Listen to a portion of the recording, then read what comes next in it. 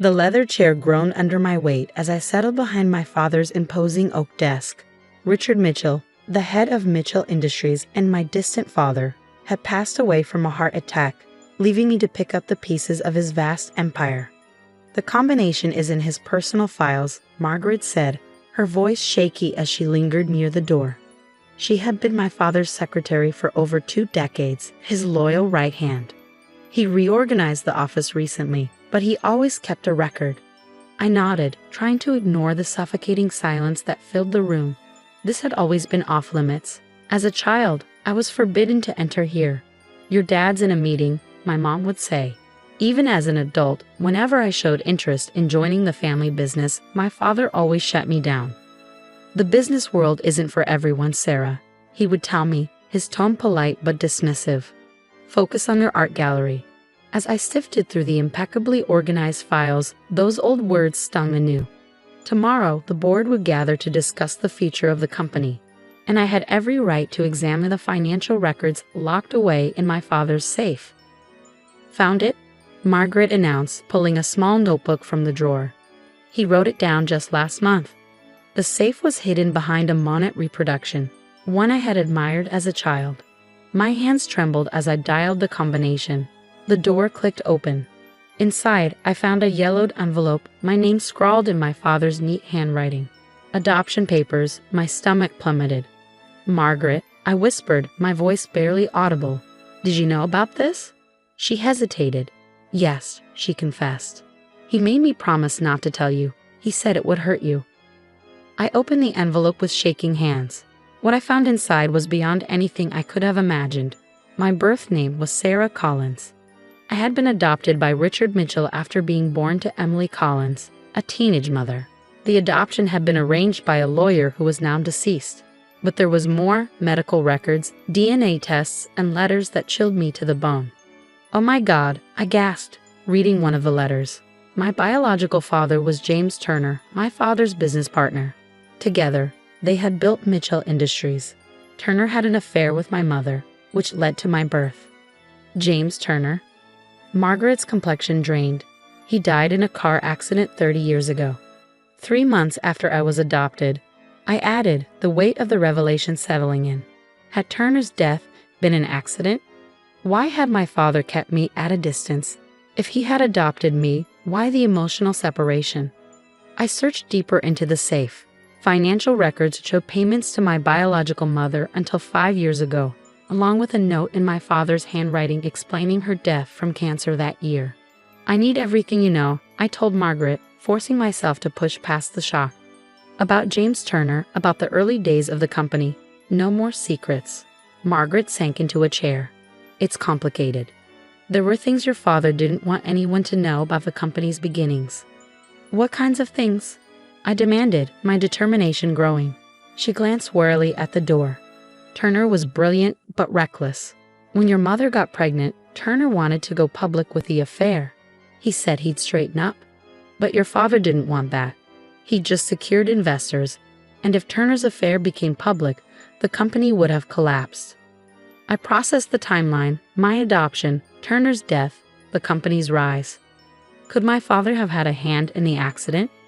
"I don't know," Margaret murmured. "But after Turner died, your father changed. He buried himself in work and kept you at arm's length. I think seeing you reminded him of everything." The room felt suffocating. I gathered the documents, carefully slipping them into my briefcase. "I need everything: board minutes, old contracts, anything from that time period." "Sarah," Margaret said gently, "your father did what he thought was best. He gave you a good life." "A life built on lies," I shot back. "And now I'm going to uncover the truth." On the drive home, my mind raced. The board meeting tomorrow was critical. They expected me to sign away control to the executives, assuming I was clueless about running the company. What they didn't realize was that I had uncovered a possible murder, all to keep the company's secrets intact. They didn't know I'd spent the last decade secretly taking business classes at night. Dad had kept me away from Mitchell Industries for a reason. The question was, what else had he hidden? My phone buzzed. Margaret had found more files. "Come early tomorrow. There's something you need to see." The next morning, I arrived at the office before dawn. The building was dark, save for the faint glow of security lights. Margaret was waiting for me in the lobby, holding a box that looked like it had been untouched for years. "I found these in deep storage," she said as we rode the elevator. "Your father sealed them after Turner's death. No one's seen them since." Inside the box were old records, photographs, and a journal with Turner's name and boss written on the cover. My hands shook as I opened it and began reading Turner's handwriting. "He knew," I whispered. Turner had known my father had gone against him. "Listen to this," I said, reading aloud. "Richard's changed. The investors are here. He's not the same man who built this company with me. If anything happens to me, everything's documented in the offshore account." Margaret leaned closer. "Offshore account?" I flipped through more pages, discovering account numbers and passwords. Turner had meticulously kept track of questionable deals, insider trading. He had left a trail. Before I could respond, my phone buzzed again. A text from Thomas Baldwin, the current CEO. "Board meeting moved to 8 a.m. Don't be late." I checked my watch. 6:45 a.m. They were trying to catch me off guard. "I need you to do something for me," I said, handing Margaret my laptop. "Use these credentials to access Turner's offshore account. Download everything you find, and don't tell anyone." Margaret nodded. "What are you going to do?" I grinned, thinking of the board members who had underestimated me. Give them exactly what they expect. At 7:55 a.m., the boardroom was packed. 12 men in suits, their condescending smirks barely hidden. Baldwin sat at the head of the table, where my father once presided. "Sarah," he said with faint sympathy, "thank you for joining us. We know this must be difficult." I took my seat, playing the part of the grieving daughter. "Thank you, Thomas," I said, glancing at the documents they handed me. "I appreciate everyone's time." "Of course," Baldwin continued. "Now we've prepared the paperwork. Given your limited experience, we think it's best if you sign over your voting rights to the board. We'll ensure you continue to receive the benefits of ownership." I pretended to read the papers, waiting for Margaret's signal. My phone buzzed. Margaret had found everything. "This is thorough," I said, looking up at Baldwin. "Before I finalize this, I have one question. What do you know about James Turner?" The room suddenly felt colder. Baldwin's grin wavered. "James Turner? That was before my time. He was your father's early business partner. He died in a car accident. That's the official story," he said, rising to his feet. I powered up my laptop. The reality's far more captivating. The screen filled with files, financial statements, emails, photographs. James Turner didn't die in an accident. He was murdered. And everyone here who's been with the company for over 3 decades knows why. "That's absurd," Baldwin stammered. "You can't just accuse." "I'm not accusing," I cut him off. "James Turner was my biological father, and he left evidence, proof that my father tried to bury." The senior board members grew pale. They remembered the deals that laid the foundation of Mitchell Industries. Turner was ready to expose it all, I continued.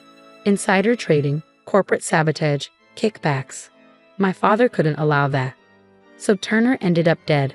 I was adopted, and everyone pretended it never happened. "If what you're saying is true," Baldwin said cautiously, "then your father was involved in criminal activity. Exposing this would destroy the company." I smiled, laying a stack of papers on the table. "The statute of limitations has passed. The company's protected. The only people at risk are the ones who helped cover it up, including some of you." I slid the documents toward him. "Here's my offer. I take over as CEO starting immediately. Anyone who disagrees can explain to the SEC why they've been hiding a murder for 3 decades. The room was silent. "You can't do this," Baldwin muttered. "You don't know anything about running a company." "Actually," I said, pulling out a final piece of paper, "I have a business degree. I've been preparing for this moment my entire life." One by one, the board members exchanged glances. "All in favor of Sarah Mitchell as CEO?" Baldwin asked, his voice empty. The vote was unanimous. As they left, Margaret appeared in the doorway. "There's more you need to see," she said. "It's about your biological mother. She didn't die from cancer. 5 years ago, my heart skipped a beat." "What?" "Your mother's alive. She's been trying to contact you."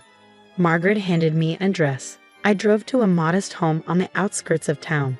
Emily Collins hadn't died of cancer. It was a lie fabricated by my father. She'd been receiving hush money until she began asking about me 5 years ago, at which point Dad forged her death records to keep me from discovering the truth. I stood at her door. She opened it, revealing a woman in her 50s with my eyes. "Sarah," she whispered. "I knew you'd come." Her name was Emily. She told me everything over coffee. She was 19 when she met James Turner. Their affair was short-lived, but when she found out she was pregnant, Turner promised to leave his wife. Then Richard Mitchell showed up at her apartment. "He made me an offer," she said. "Give up the baby for adoption, stay quiet about James, and we'd be set for life." "Did you know what happened to Turner?" I asked. She nodded. "James called the night before. He had proof of everything Mitchell had done. He wanted us to be a family. The next morning, he was dead." "Why didn't you try to find me?" I asked.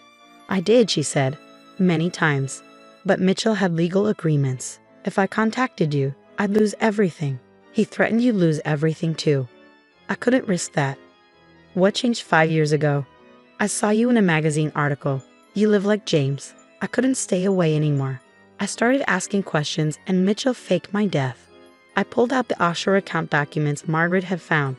Turner had left undeniable proof. My father couldn't destroy it. The truth was waiting to be uncovered." "What now?"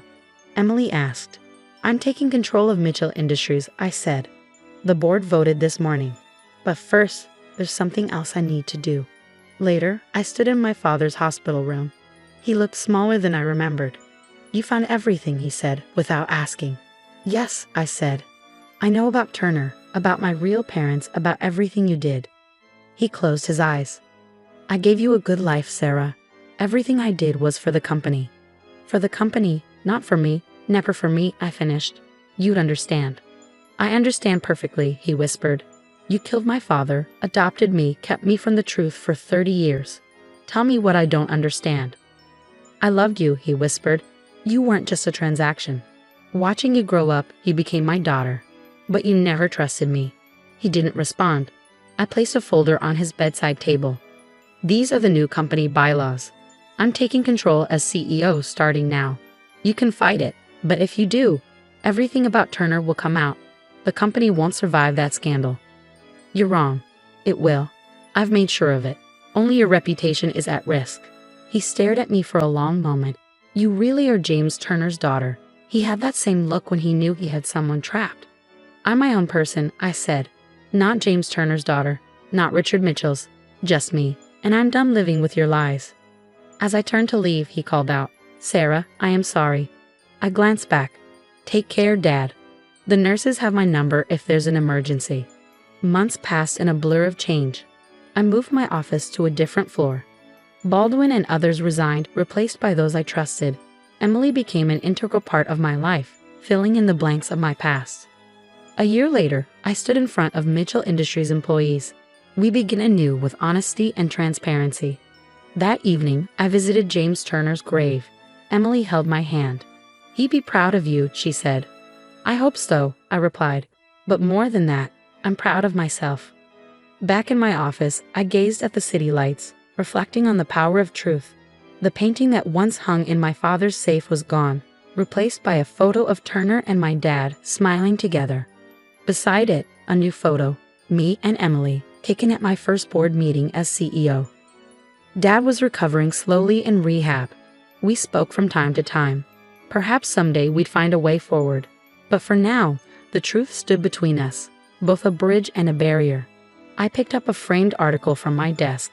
Sarah Mitchell, Uncovering the Truth and Transforming an Empire. It made me smile. They didn't know the full story. It wasn't about business. It was about a daughter finding herself, about secrets coming into the light, and the power of truth to set us all free. Thanks for watching, and I'll see you again in the next video. Stay stunned.